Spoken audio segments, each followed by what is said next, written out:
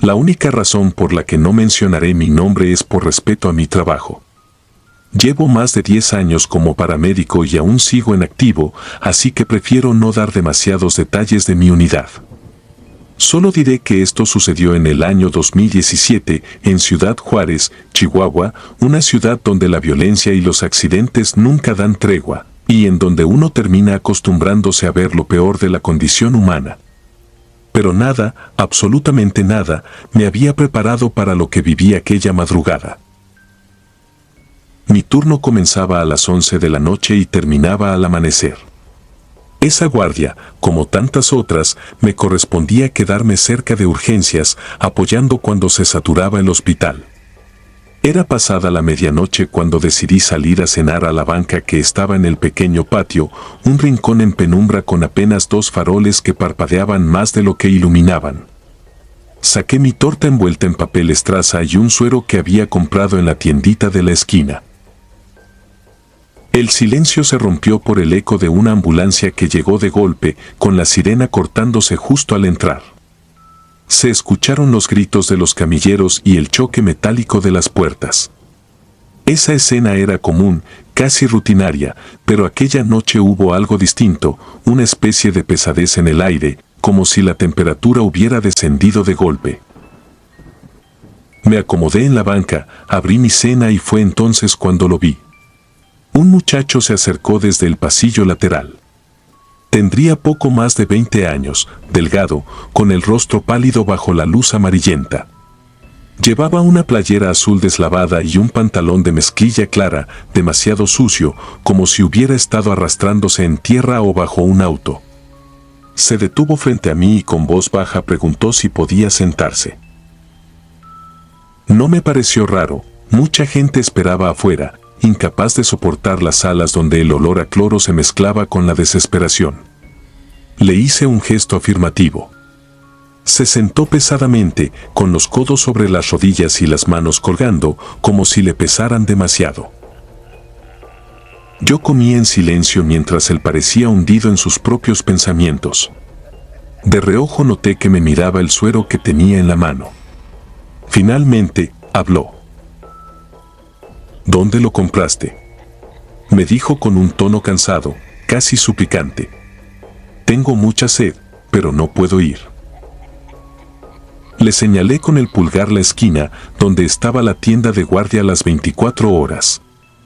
Él me agradeció con un leve movimiento de cabeza, pero no se levantó. En su lugar, murmuró algo extraño. Perdóname, no es que no quiera moverme, es que siento que las piernas ya no me responden. Me quedé observándolo con extrañeza. Lo estudié mejor. Sus rodillas estaban manchadas de algo oscuro, casi como aceite, y sus tenis estaban destrozados. Pensé que quizá había sido víctima de algún accidente. Aún así, traté de darle ánimos. Descansa un poco, seguro ya pasará. ¿Estás esperando a alguien?, pregunté, intentando sonar empático. El muchacho levantó la vista hacia mí y su expresión me descolocó. Tenía una mirada perdida, como si no entendiera la pregunta. Después de unos segundos respondió. No lo sé, ahorita regreso. Con un esfuerzo visible se puso de pie y comenzó a caminar hacia la calle. Su andar era lento, arrastrado, casi torpe. Lo vi alejarse hasta que dobló la esquina y desapareció. Pensé que tal vez iría a buscar agua, aunque me pareció raro que se moviera de esa forma si decía que no podía con las piernas. No le di más vueltas. Terminé mi cena, tiré los restos en un bote de basura y regresé al hospital. Apenas había pasado media hora cuando me pidieron apoyo en urgencias. Había que trasladar un cuerpo a la morgue, un joven que acababa de fallecer por un accidente automovilístico. Me incorporé sin pensarlo. Entré al área y el olor a sangre fresca mezclado con alcohol y desinfectante me golpeó de lleno. Había 3 médicos terminando de limpiar el desastre que había dejado la atención de urgencia. La camilla estaba lista y sobre ella yacía el cadáver cubierto por una sábana blanca. Uno de los médicos me explicó rápidamente que el joven había quedado atrapado en un choque, con las piernas destrozadas. Llegó agonizando, pero no resistió ni 15 minutos. Me acerqué para ayudar a acomodar las correas y, en un instante, el aire se me fue del pecho. El rostro del muchacho que estaba bajo la sábana era el mismo del que había estado sentado conmigo en la banca minutos antes. Mis manos comenzaron a temblar, pero traté de disimularlo. La playera azul estaba rota por las tijeras médicas y la mezclilla clara seguía manchada con la misma suciedad oscura. No había forma de confundirlo. Era él. No dije nada hasta que uno de mis compañeros notó mi palidez y me preguntó qué ocurría. Tartamudeando les conté que lo había visto afuera, que incluso me había pedido información para comprar un suero, que me había hablado de sus piernas. Los tres médicos se miraron entre ellos y luego me miraron a mí con un gesto grave. Uno de ellos murmuró que no podía ser posible, que el muchacho había ingresado casi inconsciente y jamás se levantó de la camilla. Las fracturas en ambas piernas eran tan graves que ni siquiera podría haber caminado. El silencio que siguió fue sofocante. Nadie quiso seguir hablando del tema, pero todos lo pensamos. Ayudamos a trasladar el cuerpo y lo dejamos en la morgue, el eco metálico de la puerta cerrándose aún retumba en mi memoria. Esa madrugada no pude conciliar el sueño. Me quedé sentado en el pasillo, con el frío de la madrugada calándome los huesos y con una certeza perturbadora, había hablado con alguien que ya estaba muerto. Lo más aterrador fue recordar su voz temblorosa pidiéndome agua, disculpándose por no poder mover las piernas, como si aún no entendiera lo que le había pasado. Era como si su espíritu se hubiera quedado atrapado en el último instante de su vida, repitiendo su dolor y su sed una y otra vez. Desde entonces, cada vez que paso por esa banca, siento que alguien me observa. Y aunque he visto de todo en esta profesión, hay noches en que todavía me pregunto si aquel muchacho sigue buscando levantarse con la esperanza de llegar a la tienda que nunca alcanzó.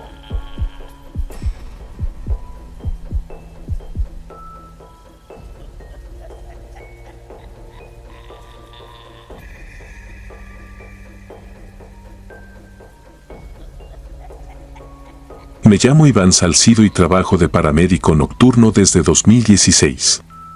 En la madrugada, el Hospital General de Ciudad Obregón tiene ese cansancio mineral que se pega a la piel, olor salado de sudor seco, cloro rancio y metal. Somos pocos para todo. Si llega un código, asistimos. Si falta un camillero, empujamos. Si un doctor necesita manos, somos esas manos. Era agosto de 2022, lluvias intermitentes, el asfalto reventando calor aunque el reloj ya estaba por dar las 3. Dejé mi cena a medias porque una ambulancia llegó gritando insistente a la rampa y en cuanto los vi desaparecer con el paciente, salí a la banca de siempre, bajo un foco que parpadea como si respirara mal. Abrí un electrolito, ese azúcar frío que engaña al cuerpo para aguantar otra ronda. No había viento. La noche era una manta húmeda. Fue entonces que se acercó un muchacho y me preguntó, con voz cansada, si podía sentarse. Asentí con la cabeza.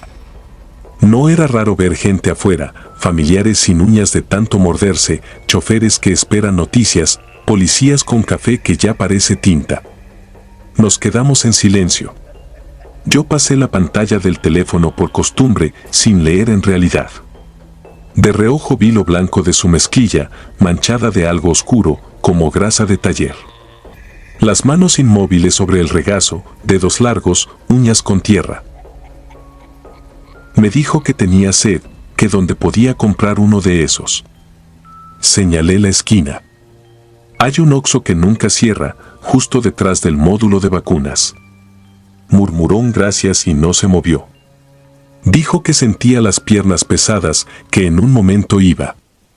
No había nada en su cara que avisara peligro, ni pálido extremo ni sudor frío, solo el agotamiento de quien lleva horas corriendo entre sobresaltos. Lo miré de frente por primera vez. Joven, no más de 25, una playera gris con franjas oscurecidas por humedad o mugre, el cabello pegado a la frente. Le pregunté si esperaba a alguien dentro. Hizo una mueca como de desorientación, se levantó con lentitud y caminó hacia la esquina. Dio la vuelta sin prisa y se perdió del foco parpadeante. Me quedé un minuto más, apuré el trago y regresé porque sonó el radio, necesitaban manos en urgencias. Adentro era otra música, tijeras que abren uniformes, monitores con su pitido seco, voces cortas y exactas. Me pidieron ayudar a preparar la salida de un cuerpo hacia la morgue. Lo hacemos con la misma calma técnica con que ponemos un suero, sábanas limpias, bolsa negra, etiquetas, firma. Mientras ajustábamos una correa de la camilla, uno de los médicos me comentó que el chavo de la colisión había llegado muy mal, que el torniquete no alcanzó, que el trauma de piernas fue brutal. Dijo llegó en las últimas. No insistí. Esas frases las sellamos en un cajón y seguimos.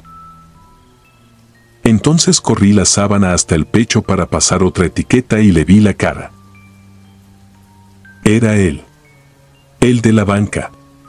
El que me pidió agua. Una cosa es leer sobre el doble de un vivo. Otra, ver la misma boca, el mismo lunar cerca del ojo, el mismo mechón que le caía hacia la ceja. La playera gris, ahora abierta por el frente, cortada en cruz con tijera para maniobras. El mismo tono claro de mezclilla, y allí la grasa que había visto, solo que ya no era grasa, era mezcla de aceite con tierra y algo que a esa hora ya no vale la pena nombrar. No dije nada al principio. El cuerpo pesa de otra manera cuando piensas en su conversación de hace 15 minutos. Terminé de fijar las correas, lo cubrimos hasta los hombros, y en cuanto hubo silencio le conté al médico, que lo vi afuera, que me habló, que incluso se disculpó por tardar en ir por la bebida. No me llamó mentiroso. Solo apretó los labios y señaló con el mentón las piernas del chavo, no se podía levantar, dijo bajo, como si darle volumen a la frase rompiera algo. A él le había tocado la evaluación primaria. Sabía que lo de pesadas no era subjetivo, con ese daño, ni dar un paso. Uno aprende a no temblar cuando toca bajar a la morgue. A sostener la camilla en los descansos que huelen a humedad y lejía, a entrar al cuarto frío donde el aire es un cuchillo delgado. Pero esa noche vibraban los dedos. No de miedo a la oscuridad ni a los muertos. Era una vibración que mezclaba enojo, incredulidad y una tristeza nueva, casi infantil, esa que da cuando comprendes que algo terminó justo cuando acababas de saludarlo. En el ascensor, la luz se fue por un segundo. Nada extraño, ese hospital parpadea. Cuando volvió, sentí que alguien me tocó el bolsillo del pantalón, un roce pequeño. Era la botella. La sostenía con fuerza, como si la estuviera cuidando de una caída. Me reí sin ruido delante del camillero. Bajamos. Entregamos el cuerpo a la técnica de morgue. Ella lo recibió con la calma profesional de siempre, firmó la bitácora y lo rodó con movimientos suaves hasta un anaquel. Antes de salir, puse la botella sobre una repisa metálica, junto a los marcadores indelebles y las etiquetas. No sé por qué lo hice. Supongo que uno compensa la sed con gestos inútiles. La técnica me miró, arrugó la nariz como preguntando. Dije que la dejaría ahí, por si alguien la necesita. Ella se encogió de hombros. A estas alturas, cualquiera tiene rituales secretos. Al subir de nuevo, el guardia de seguridad me detuvo. Me preguntó si todo bien. Le dije que sí. Añadió, con ese tono de chisme obligatorio, que me había visto hablando solo en la banca. Nomás te vi moviendo la mano como enseñando algo y nomás estabas tú, dijo. Quise replicar, describir al muchacho, su ropa manchada, el gesto de quien busca orientación. No lo hice. Le dije que el foco de afuera ya no sirve bien. Hizo una mueca. De esas que significan nada. Esa madrugada siguieron llegando cosas, una señora con dolor en el pecho, un niño con fiebre de días, un borracho con una ceja abierta. A ratos volvía a la banca en pensamientos, como quien se toca la lengua donde ya no hay diente. Me obligué a seguir el ritmo. Se acabó el turno por fin, casi a las 7, cuando el sol trae esa luz sucia que no calienta. Antes de irme a casa pasé por la rampa y miré la banca. El asiento tenía un círculo húmedo, perfecto, del tamaño de una base de botella fría. No había llovido. Toqué con el dorso de la mano. Era agua. No me asombró, me enojó. Que uno esté aquí haciendo sumas con lo incomprensible y todo se reduzca a pruebas discretas que nadie va a creer. Secué el aro con mi manga, como si borrarlo fuera a darme paz. Dormí 2 horas. Soñé con ruedas de camilla atrancadas en una esquina. Soñé que quería empujar y me pesaban las piernas. Me levanté con la boca seca. La tarde siguiente, de camino al hospital, pasé por el bulevar donde habían chocado. Uno de los compañeros me señaló el sitio exacto, pintura fresca en el asfalto, huellas de frenado, un poste con marcas nuevas. Ya había una cruz improvisada con listones azules, una foto mal impresa metida en mica. Era él. La playera gris se veía limpia en la imagen. Lo raro fue el detalle que no vi en la madrugada. En el cuello llevaba un cordón rojo con un dije en forma de gota, vidrio o plástico. En la foto brillaba con el flash. Regresé al turno con la intención de no hablar del tema. No me gustan los escenarios donde todo el mundo opina con superstición. Pero al entrar a la morgue para dejar una bolsa con pertenencias que nos habían pasado, vi la repisa metálica. La botella ya no estaba. El marcador y las etiquetas sí. Pregunté a la técnica sin querer preguntar, ¿tomaste el electrolito que dejé? Negó con la cabeza. Dijo que hacía calor, pero que no había visto ninguna botella. Busqué con la mirada los anaqueles, como si fuera lógico que la hidratación del mundo tiene lugar propio. Nada. Volví a urgencias. Me puse a contar vendas y revisé la ambulancia como quien necesita un trabajo físico para ordenar la cabeza. En el compartimento lateral, junto a la férula, había una salpicadura del mismo negro viscoso que había visto en la mezclilla del chavo. Aceite de motor mezclado con barro. Lo limpié mecánicamente. Una parte de mí, la parte más cobarde, fingió que era casualidad.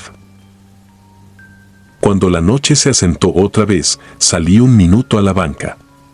Ya no parpadeaba el foco, estaba muerto. Me senté igual. Cerré los ojos. No pedí nada. No dije nada. Escuché el zumbido eléctrico de la ciudad, los perros lejos, un carro sin silencioso y, en la lejanía, el timbre seco de una ambulancia que no era la nuestra. Abrí los ojos y, sobre el asiento, a mi lado, había un aro húmedo nuevo que avanzaba lento hacia la orilla del tablón, como el mapa de una mancha viva. Puse la mano para que no cayera. Se me humedecieron los dedos. Era agua fría. No soy de los que renuncian. No me asusta el trabajo ni la muerte. Me asusta la sed de los que ya no pueden levantarse. Desde esa noche, cuando entregamos a alguien a la morgue, dejo una botella a la vista por si alguien la necesita. Nadie me ha dicho nada. A veces desaparece. A veces no, a veces encontramos a la mañana siguiente un aro perfecto en la banca, sin lluvia, sin nadie, sin explicación. Me gusta creer que es cortesía, una última orientación para quien no entiende todavía en qué pasillo está. Me gusta pensar que el muchacho consiguió su trago.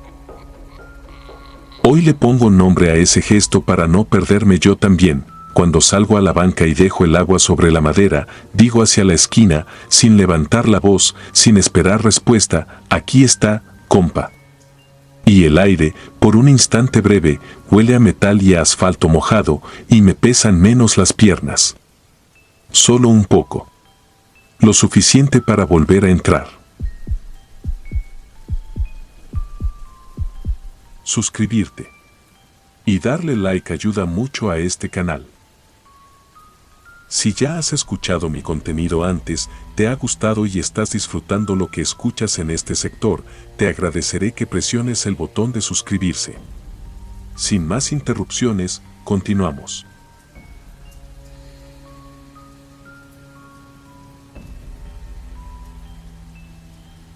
Fui paramédico en el año 2011 en un municipio de Jalisco que prefiero no nombrar. A pesar de que llevo más de una década en este oficio, aún hay noches que no logro borrar de mi memoria. He visto accidentes sangrientos, he escuchado los últimos suspiros de personas que ya no regresaron y he cargado cuerpos deshechos por balas o choques, pero lo que viví aquella madrugada fue distinto. Fue algo que no pude explicar y que hasta hoy me atormenta. Era un miércoles, poco después de la 1 de la mañana, cuando la central nos asignó un servicio. Una llamada de emergencia proveniente de la colonia La Herradura. Una joven reportaba sentirse mal, mareada y con palpitaciones fuertes. Nos comentaron que estaba sola en su domicilio. Yo iba acompañado de un compañero con el que hacía guardias nocturnas desde hacía meses, un muchacho serio y con experiencia, de esos que no se asustan fácilmente. Las calles estaban desiertas, apenas iluminadas por algunos focos intermitentes en postes oxidados.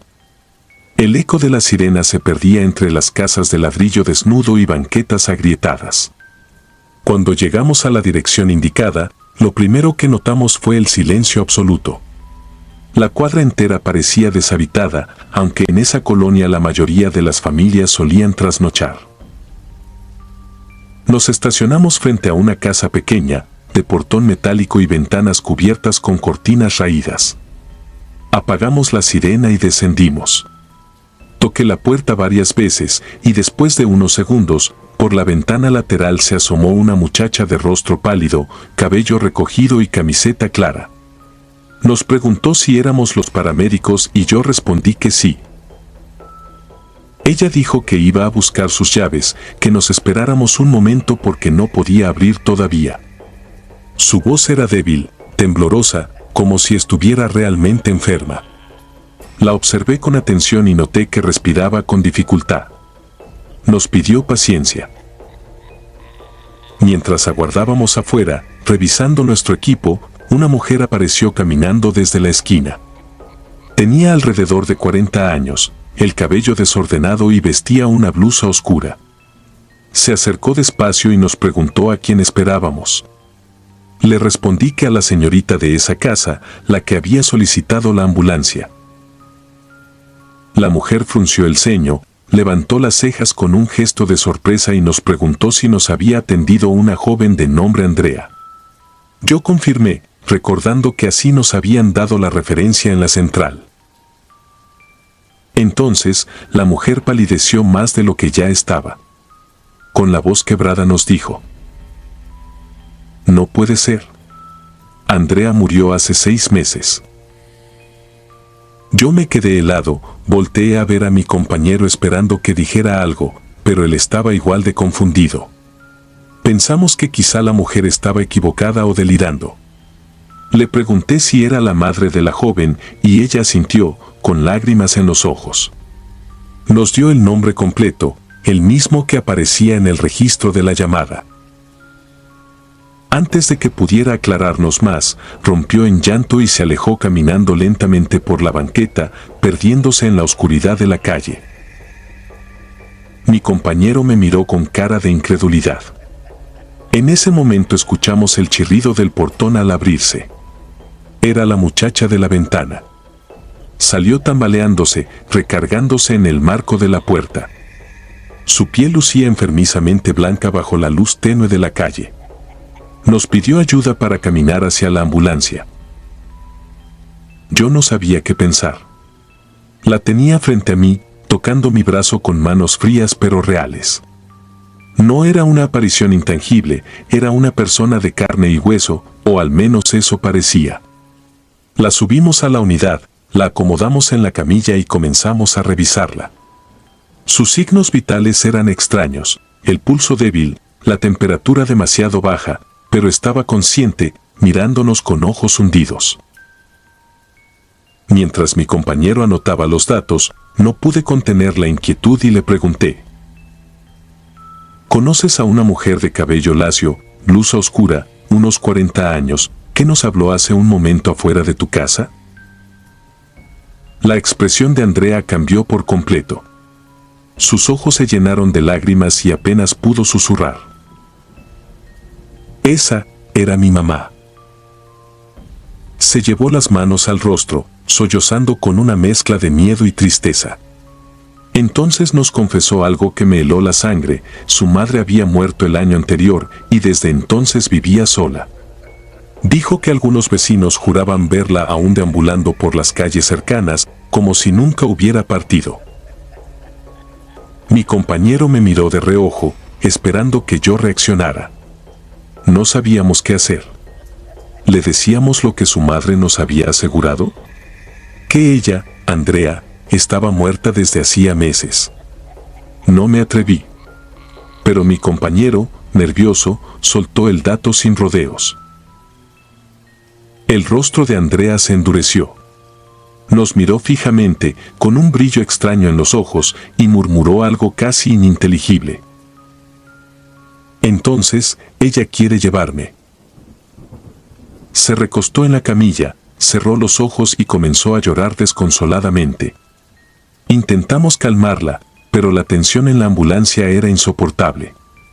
Finalmente nos pidió, entre sollozos, que la lleváramos a casa de una tía que vivía a unas calles de distancia. Accedimos, sobre todo porque ninguno de los dos quería seguir en ese lugar. La acompañamos hasta que entró a la otra vivienda. Cerró la puerta detrás de ella y nos dio las gracias con una voz apagada. Nos retiramos con un silencio sepulcral en la unidad. A la mañana siguiente, aún con la cabeza revuelta, busqué en los registros de la colonia. Lo que encontré me dejó sin palabras. En el acta municipal aparecía efectivamente Andrea, con el mismo nombre completo, declarada muerta en un accidente automovilístico el año anterior. Nunca supe si lo que atendimos aquella madrugada fue un eco de lo que ya no pertenecía a este mundo, una aparición tan real que podía engañar hasta a un paramédico, o si de alguna forma estábamos atrapados en un juego macabro entre vivos y muertos. Lo que sí sé es que mi compañero y yo jamás volvimos a hablar de eso. Cada quien cargó con la experiencia en silencio, como si mencionar aquel episodio pudiera volverlo a traer. Han pasado los años, y aún puedo recordar con detalle los ojos de Andrea, la frialdad de sus manos, y la figura de aquella mujer que se presentó como su madre. A veces pienso que fue una advertencia, otras que simplemente me crucé con algo que ningún ser humano debería ver. Esa madrugada aprendí que en este trabajo no solo se atienden cuerpos heridos o enfermos, también se roza con lo inexplicable. Y todavía, cuando paso por colonias silenciosas, siento que alguien me observa desde las ventanas oscuras, esperando la próxima llamada.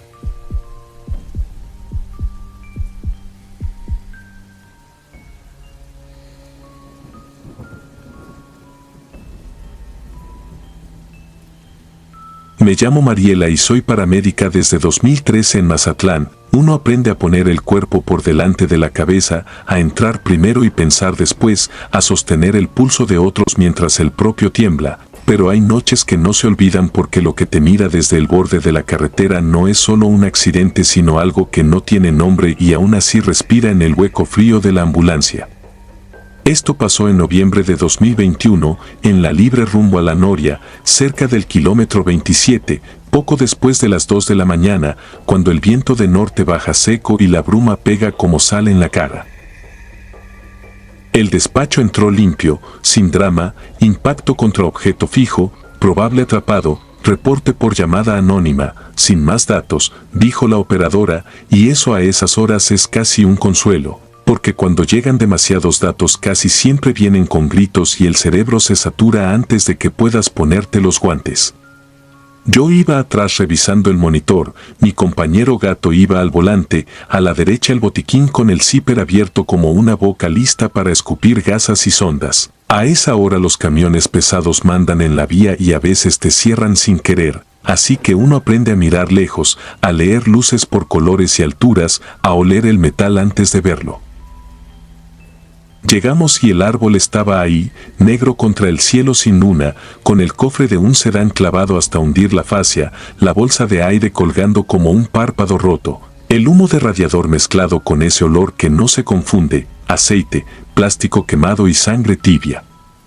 No había nadie más que una patrulla de tránsito con las sirenas apagadas y dos policías que caminaban alrededor dejando huellas en la grava húmeda. Uno de ellos levantó la mano como quien saluda en misa, el gesto cansado, y nos hizo un ademán hacia el asiento del conductor.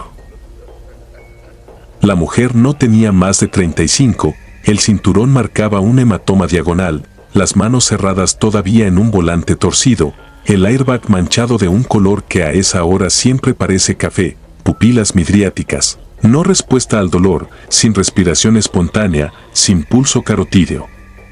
La saqué del cinturón para acceder al tórax, palpé, escuché, intenté un ciclo mecánico mientras Gato revisaba la columna, pero uno aprende a sentir cuando el cuerpo ya no está y solo queda la forma. Marqué hora, anoté posible tiempo de inactividad y sentí como esa parte de la cabeza que hace listas empezaba a moverse sola, asegurar escena, buscar ocupante secundario, aislar evidencia, pedir semefo, coordinar con tránsito, reubicar unidad para no bloquear, revisar perímetro.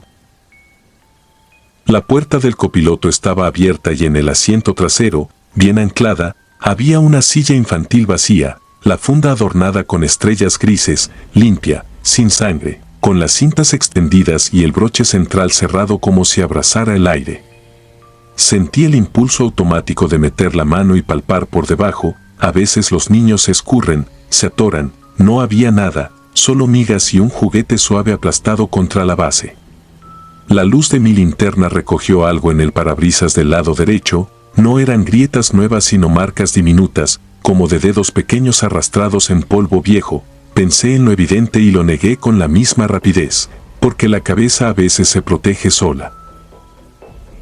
Gato me llamó desde la cuneta, había huellas en la tierra húmeda, no de bota ni de tenis grande sino de pie descalzo, chico, como de alguien que hubiera salido del auto y bajado sin prisa ni carrera, pisando con el talón y marcando dedos, un camino que se perdía en el pasto bajo.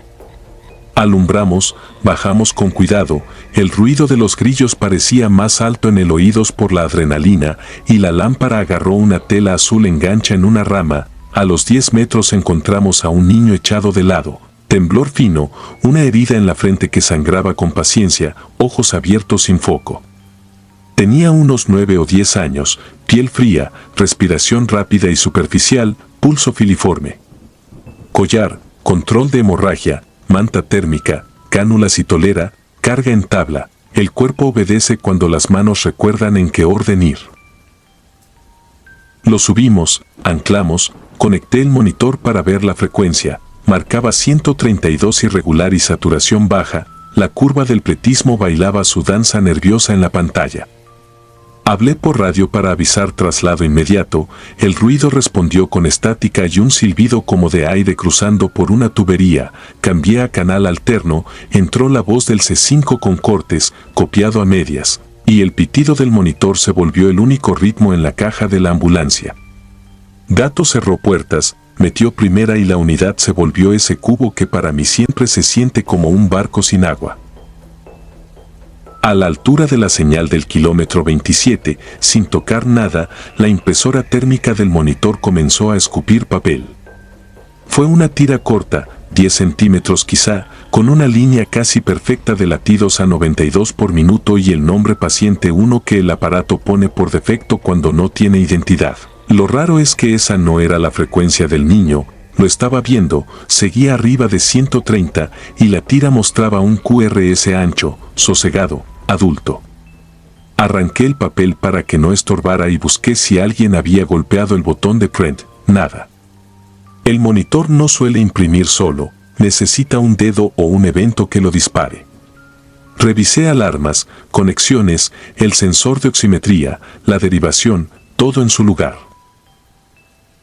Seguimos. La caja de la ambulancia es un universo de ruidos pequeños cuando los distingues, el choque de frascos en el botiquín, el velcro que respira, la manta que roza con el plástico de la camilla, el martilleo de las ruedas sobre juntas del asfalto. Así puedo saber si algo cambia sin mirar.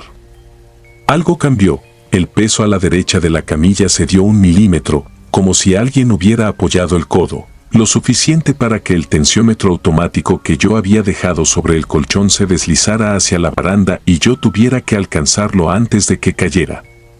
No había nadie más conmigo ni con el niño, aún así mi brazo se estiró hacia un vacío que opuso resistencia. No fue una fuerza, fue la ausencia de espacio habitual, el volumen ocupado por algo que no se ve.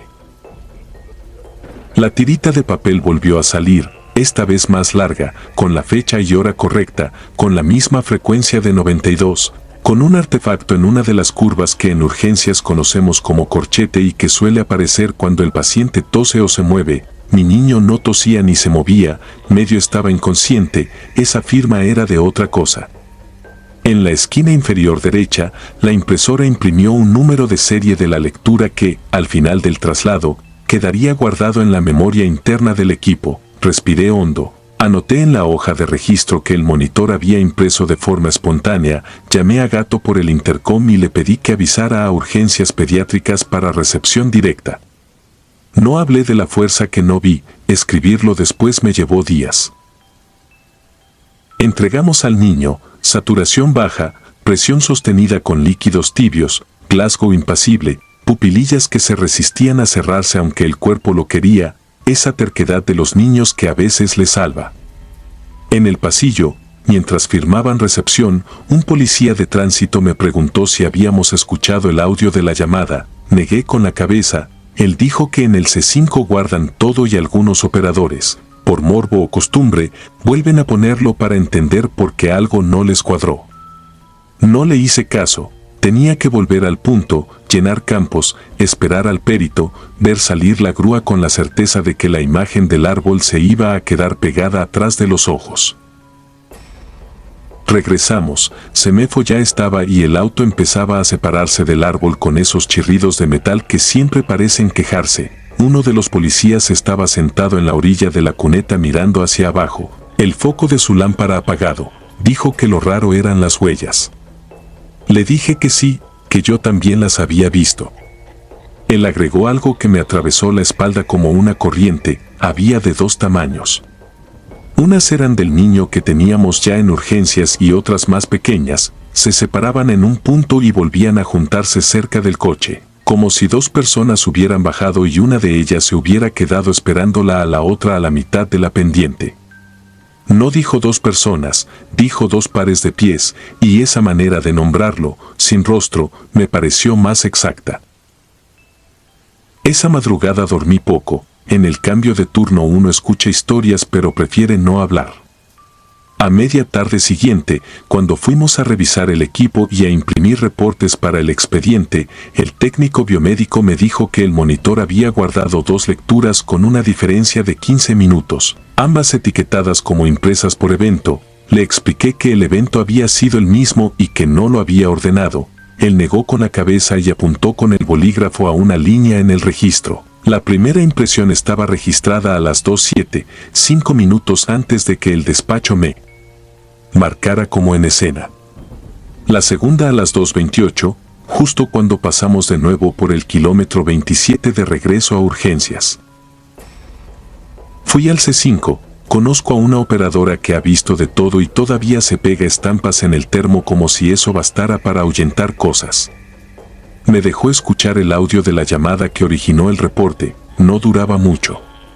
Una voz de niña dijo: mi mamá no despierta, un susurro sin llanto, como si hablara tapándose la boca. La operadora preguntó dónde estaba, la niña dijo dónde están las letras verdes, que en esa vía son los señalamientos de kilómetros. La operadora le pidió que no colgara, se escuchó un ruido como de tela arrastrándose y luego nada. La geolocalización marcó un punto cercano al 27, el número desde el cual llamaron se mostró en pantalla como privado, pero en el detalle técnico que daba el IMEI del dispositivo, cotejaron después con Tránsito. El teléfono de la conductora, una mujer de nombre Rosa, había sido recuperado del piso del auto con la pantalla estrellada y la huella dactilar de ella en el cristal. Al niño lo operaron esa misma tarde, vivió, y eso es lo primero que quiero decir para no convertirlo en una pieza más de la historia. A la semana nos tocó hacerle un traslado a terapia intermedia. Lo reconocí por la cicatriz nueva y por la forma en que miró la funda de nuestra camilla como si la conociera. No pregunté nada, no es nuestro trabajo abrir los huecos que la gente cierra como puede. En mi reporte final dejé asentado lo que podía sostener, impresión espontánea del monitor con ritmo adulto a 92, peso no identificado desplazando material sobre camilla, huellas en escena de 2 tamaños, llamada inicial con voz infantil y origen de aparato perteneciente a la conductora fallecida. El resto no lo puse. Desde entonces, cuando paso de madrugada por el kilómetro 27, bajo el volumen del radio para escuchar mejor la caja de la ambulancia, a veces el velcro respira diferente, a veces el tensiómetro se desliza una sombra, a veces el monitor enciende la pantalla sin que nadie toque nada y se ilumina sola la cifra 92 como un faro breve en el plástico.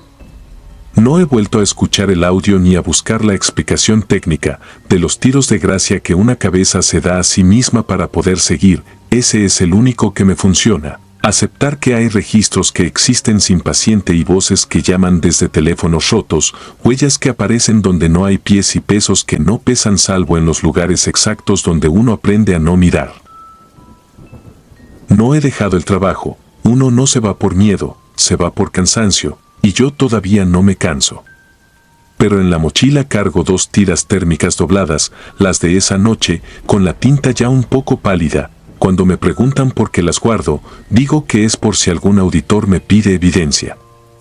La verdad es otra, necesito tocar el papel para recordar que no lo soñé, que lo que se imprimió de verdad y que hay cosas que no alcanzan a llegar al hospital pero aún así se nos suben a la camilla y nos acompañan un tramo. El exacto que va de un árbol oscuro a una puerta que se abre con luz blanca y preguntas. A veces pienso que nuestra chamba también es esa. Llevar a quien no vemos hasta el umbral donde termina lo que puede anotarse y empieza lo que solo deja marcas en la tierra. Húmeda y en el ritmo de una impresora que decide, sin permiso de nadie, dejar constancia.